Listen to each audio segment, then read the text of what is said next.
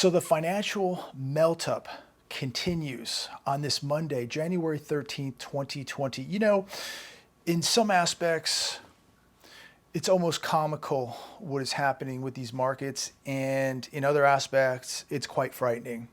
This melt-up is getting so out of control, so scary, so dangerous, and so many people unprepared for the damage that this manipulation and this melt up and these bubbles are going to cause every one of us here in America and across the globe. Um, you know, we have continued fake data, continued optimism pumped into these markets, continued cash injections by the Federal Reserve into these markets.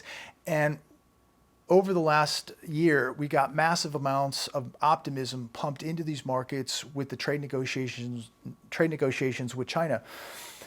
Now this week, we will be signing the phase one deal with China, a deal which I believe America really isn't going to get much out of. We will probably sell more agricultural products to China, like soybeans, but is it really going to change your life or my life? Probably not. Who's going to benefit from this deal? Probably China. I don't see the United States benefiting a whole bunch from this deal. I believe it's more of a patch, more of a band-aid on the entire trade negotiation with China, kind of a patch to get us to phase two, where we have the real nuts and bolts of this trade negotiation, which is going to be intellectual property and the intellectual theft of property in regards to the United States of America, the amount of technology that China is stealing from America. And at this point, China is never going to agree to stop stealing from America. It's never going to stop stealing technology from America. So what are we really going to get from the phase one deal? Probably not a whole lot. Is your life going to change with the phase one deal? Probably not. Is it going to help the markets? Absolutely. This is going to be more optimism that we are coming together and doing deals with China, that we're heading to phase two, and they're going to use this to continue to pump these markets up with more optimism. And I believe the optimism is very fake. Now, look, I'm glad that we have somebody standing up to China, no doubt about it.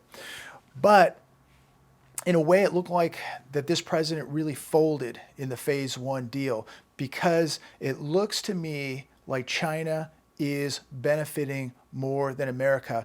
And I don't think it takes a rocket scientist to figure out that China is never going to agree to phase two. And most of what's in phase one, nobody's ever going to see.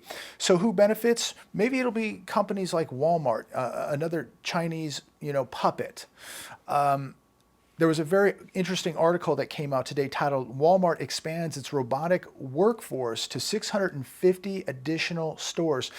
The robot army at Walmart is growing. They are going to try to eliminate as many human jobs as possible and replace them with technology and AI, such as robots. And you have to ask yourself, we have so many people coming over to this country looking for work.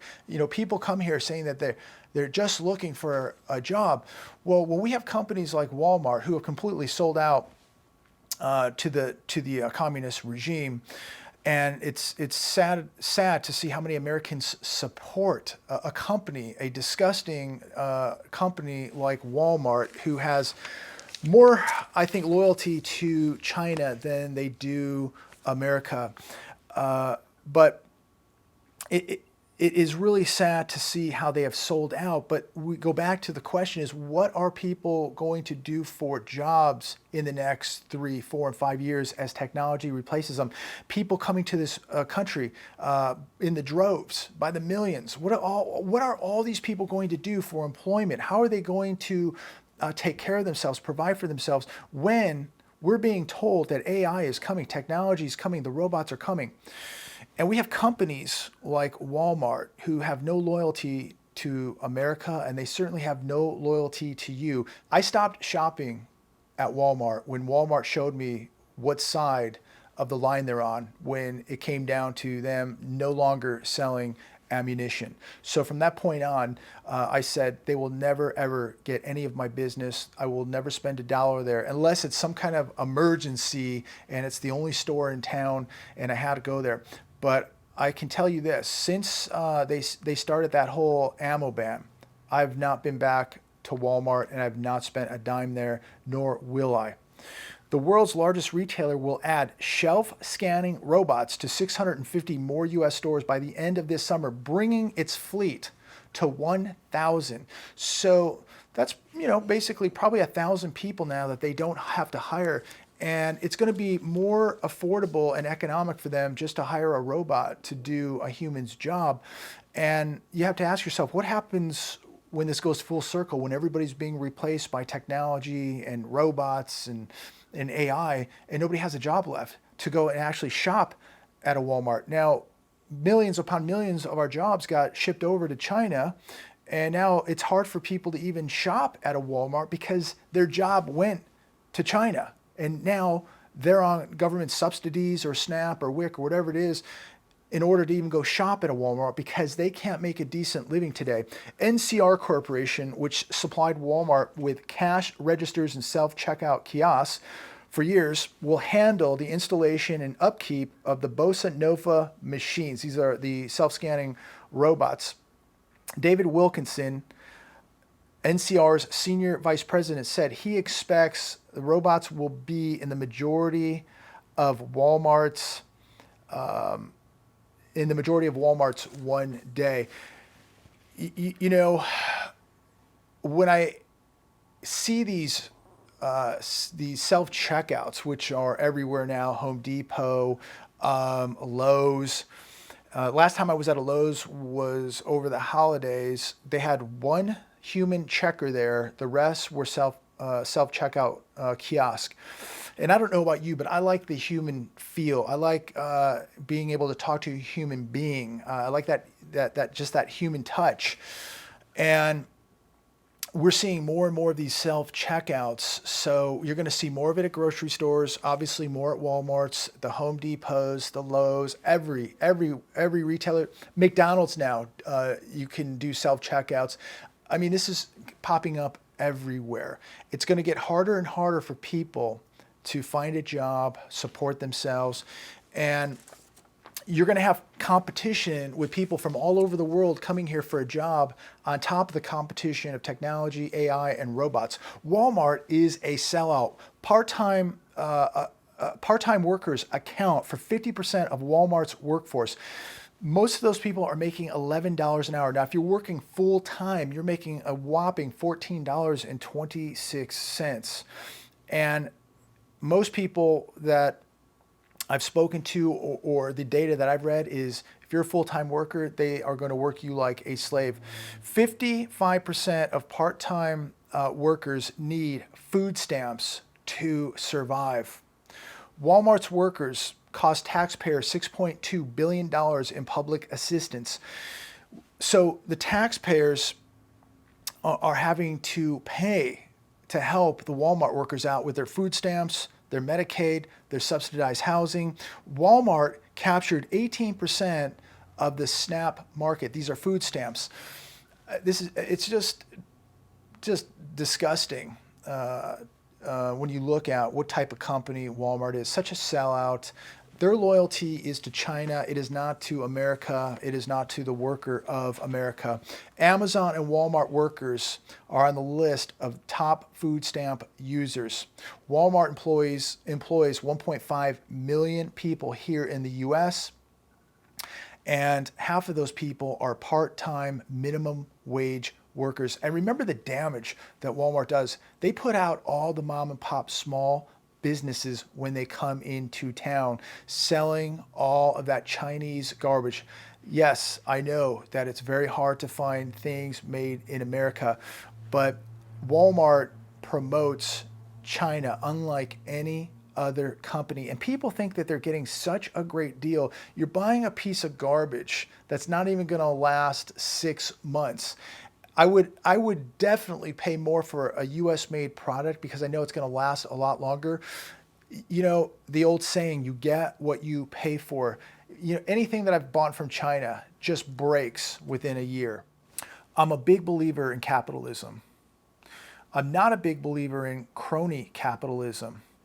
Walmart is a crony capitalist company. The Walton family, they are crony capitalists. In 2013, the Walton family received $8 billion in tax breaks, $6.2 billion of which came from federal taxpayer subsidies because employees' wages were so low. And what's amazing is they never passed those tax breaks on to their employees. Their employees didn't benefit. They didn't get a raise. But the Walton family benefited. They got the breaks. They got the raise. Currently, the company is hosting over $21.4 billion in offshore accounts, which remain untaxed by the U.S. government. And this is going back a couple of years ago, so I would probably imagine this number is even higher today. Again, remember, this is a company that drew a line in the sand, and they showed you what side of that line they're on when it comes to ammunition and their beliefs in guns and their beliefs in your freedoms. This is why I will never, ever shop at their store again. Technology and AI are going to replace more jobs. Again, what are all these people doing or going to do when they get here to America? And you know exactly what's going to happen. They're going to take government subsidies. You and I are going to continue to pay for people that shouldn't be here because it's going to get harder and harder for these people to support themselves. It's going to get harder and harder to get a job. I think the point of today's video is don't trust companies like Walmart. Don't trust what this government is telling you. Don't trust what the central banks are telling you. Don't trust these markets because something very, very big is going to happen. CNBC today, Americans have an average of 4 credit cards. Is that too many? Ask yourself that. Is 4 credit cards too many? I think 1 credit card is too many. Now, I realize that, everybody has to have a credit card. You rent a car, you get a hotel room, everybody, requires a credit card. But 4 credit cards, 5 credit cards, 10 credit cards, it's unbelievable. I don't know really why anybody would even need more than 1 credit card because what they're doing, what these cards do is they put you in jeopardy. They get you in big trouble. And we're at a point now here in America where 25% of the population is using credit cards just to pay necessities. And this is in the good times. When this economy corrects, and when it corrects, it's going to correct extremely hard. The only thing that people are going to be able to turn to are credit cards because they have no savings, they have no assets, and they have no emergency funds. They're going to turn to the only thing that they have, and that's credit cards. Ask yourself this: what happens when credit starts drying up? What happens when rates go up? If credit starts drying up in America, it is going to be cataclysmic on what we're going to see here in America. But remember, everything is driven by credit. The farmers, to the truck driver, to the grocery store, to the consumer. Everything revolves around credit. And if there is just a tiny hiccup, massive trouble opens up here in America. And this is why you should have an emergency fund of cash. This is why you should have assets. And this is why you should be continuing to get ready on a daily basis while you have the opportunity. 97% of CFOs believe a recession is coming in 2020. This is on Zero Hedge today. 97% of corporate financial officers surveyed in a new poll believe that the U.S. will be in recession or a slowdown by the end of this year. 88% of these CFOs represented companies that generated over $1 billion in revenue over the past year. And in the article, if you get a minute, check it out. Remember, make sure you're doing your due diligence. These CFOs, they had some concerns. One of the concerns were trade policies. Look, we know that this phase 1 deal is just a Band-Aid. Nothing of substance is going to be done in phase 1. It's all about phase 2, which is never going to be done. Political turmoil and general instability. Also, the upcoming election, and I want to make this point. I believe we are going to see continued uncertainty here in 2020 up to the election, during the election, and after the election. This is why I believe 2020 is going to be a very chaotic year, mainly because of this election and what they're going to try to do to influence the 2020 election. So be very, very prepared. And this is why I don't give financial advice, but this is why anybody that asks me as a friend or a family member of should they buy a house, should they be buying real estate, should they be making large purchases of any sort in 2020? And the answer is no. This is the time to keep your powder dry, because we are heading into probably one of the most turbulent elections in American history right here in 2020. The most chaotic, turbulent elections in American history is about to take place. And I believe there are going to be a lot of things leading up to this election. I believe that we're going to see some very, very bad actors come out of the woodwork and try to possibly do some very, very bad things in this country to try and influence this election. I believe that this president will be reelected, and I believe there's going to be massive fallout because of his reelection. And I believe that there's going to be continued fallout after his election. But just remember, a few years ago, during his campaign, he couldn't even go to Chicago because of the threat of violence. Imagine what's going to happen now. Things are really, really going to heat up. I believe we will see pockets of violence breaking out over the 2020 election. And remember, we have a lot of people in this country that we don't know who they are, where they're from, and we are continuing to hear about retaliation from the Middle East. So there is just so much unpredictability that I think right now we have to sit back and just ride this out and see what transpires and where we're at in 2021. So I believe it's a horrible year to buy a house or any type of real estate. Income producing property. A lot of people want to buy income producing property, but look, you're buying on top of a massive real estate bubble.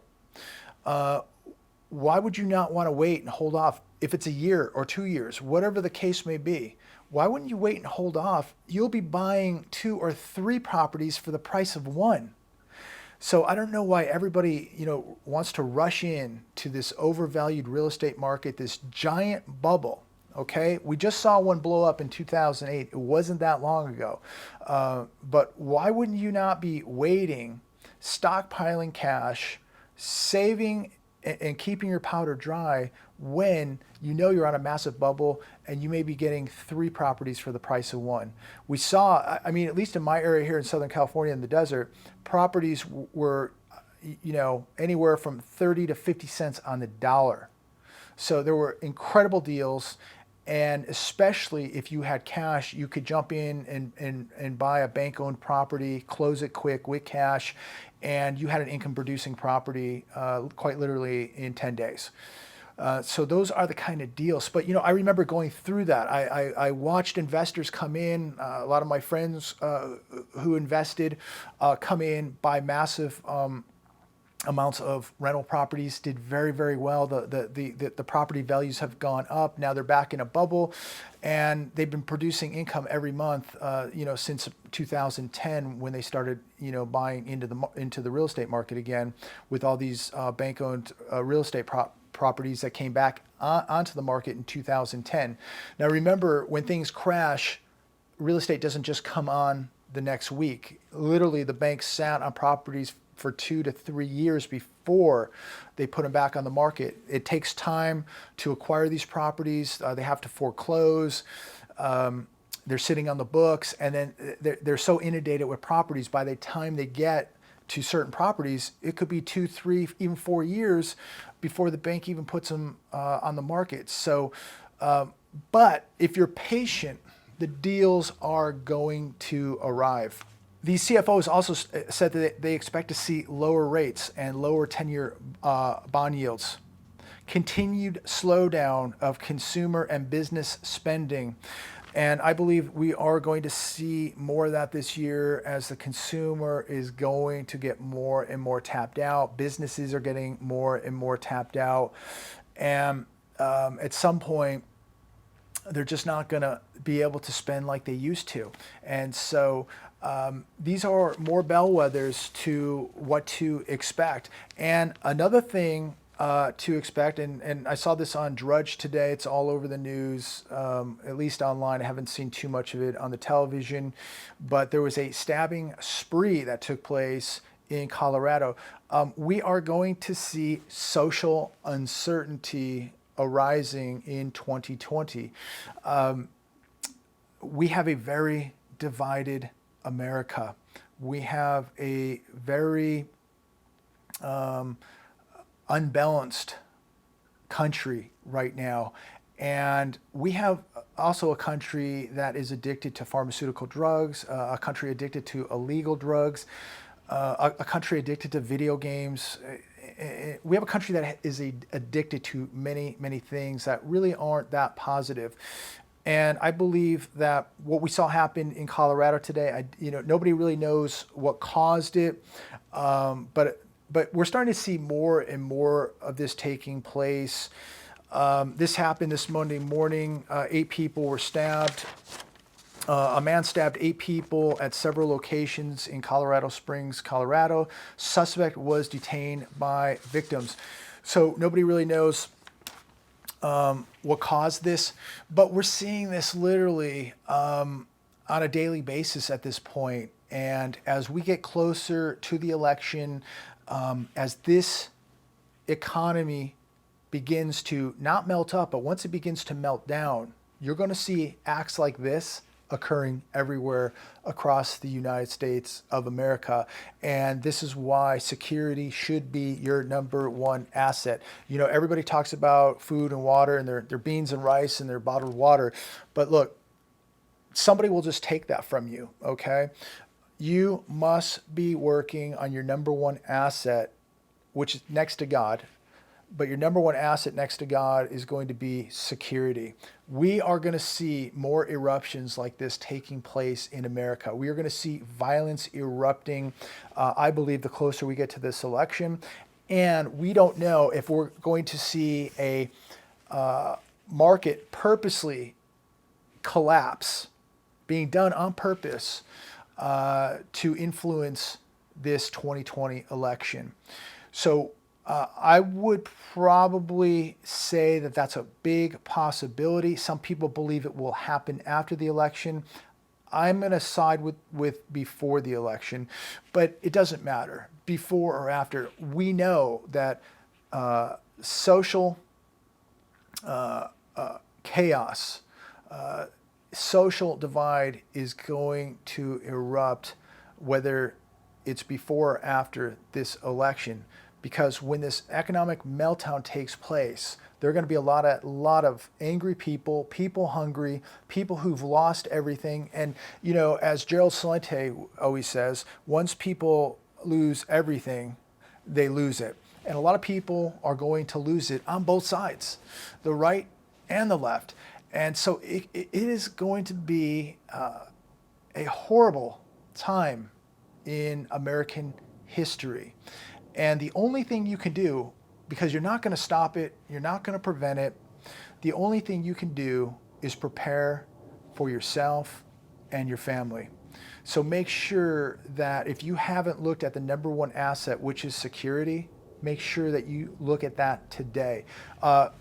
Today's a great day to go out and buy some brass. Yeah, it's a great day to buy gold and silver, some rice, some beans, some water. Yes, but it's also a great day to go buy a box of brass, get out, do some training. You should be stockpiling this stuff because, number one, it's still cheap and it's still available. You don't want to be waiting till bad things happen to go buy some brass because it will be unattainable, okay? It's going to be worth, in bad times, a box of brass will be worth more than gold, okay? Because if you can't protect your gold and silver, you can't protect your wife and kids, you can't protect your food, What good is having any of that if you can't protect it? So I know that there are people out there that believe God will save them.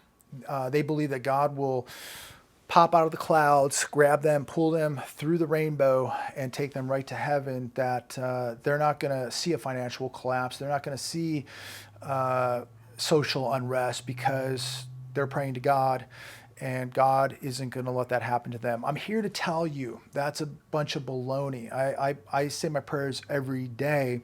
God gave you and I a brain. God gave you and I free will. He gave us knowledge. He has given us eyes and ears now to start listening and looking at the warning signs. God is warning you that things are coming, very powerful things, spiritual things, physical things, financial things, social things. God is warning people. And if you ignore the warnings, you're going to suffer the consequences. I'm here to tell you, God's not going to pop out of the clouds and pull you through the rainbow, okay? God is waking you up. Now you have to exercise your free will and do something about it. If you don't, then you're just ignoring the signs. You're ignoring God. But these people who believe that they're just going to say their prayers and they're going to get the ticket out, out of the collapse, the free ticket out of the collapse, it's not going to happen. It doesn't work like that way. It never has. God is directly warning people. He is separating the wheat from the chaff right now. You have to decide if you're going to follow that warning, if you're going to take heed to that warning, or if you're going to ignore it. And I'm here to tell you, if you do ignore it, you're going to pay a huge price, because the warnings are everywhere. The writing is on the wall. God is waking people up, and yet people are ignoring the signs. Look, I can only do so much. I make videos on a daily basis because I love this country. I love the people in this country. I don't want to see America fail. I don't want to see people get hurt. I don't want to see people get wiped out. And in a way, God has woken me up to just do what I can do to wake other people up. And a lot of people have woken up, and people are waking up every day. But the vast majority, the masses, are not going to wake up. But we have to, at some point, stop worrying about what other people do. It's great if they do, but if they don't, at the end of the day, we must worry about you and I. We must worry about our own families, our own futures. We must worry about our own wealth, and that's all we can do. And so I'm going to leave it there today. God bless every one of you. Thanks for watching this video. Please make sure that you share it, like it, subscribe, hit the bell notification down below so that you are alerted with the newest videos. It's getting harder and harder for people to find videos like this. So, please share this video with everybody, because your comments down below are waking people up. And people are waking up watching videos like this. I'm not the only person talking about these issues and these topics. There's a lot of people out there doing it, and it is waking people up. Yeah, the majority of people are never going to wake up, but the majority of people are never probably going to make it to heaven either. The majority of people are going to fail, whether that's spiritually or physically. And so we still have the opportunity today to make a choice. Are we going to follow God? Are we going to prepare while we're here on earth to get through this and survive? Or are we going to ignore the warnings? Are we going to ignore God's words? Look, I'm not preaching to anybody. I'm not perfect by any means. I'm not a pastor, but we are heading into very spiritual times here. You can feel it. You can see it. It is good versus evil, and it's going to intensify as time goes on. And you need to pick the right side. You're going to pick the side of good, or you're going to pick the side of evil. Because I'm here to tell you, the side of good is going to be victorious. And America will be victorious. And God will be victorious. Talk to you soon.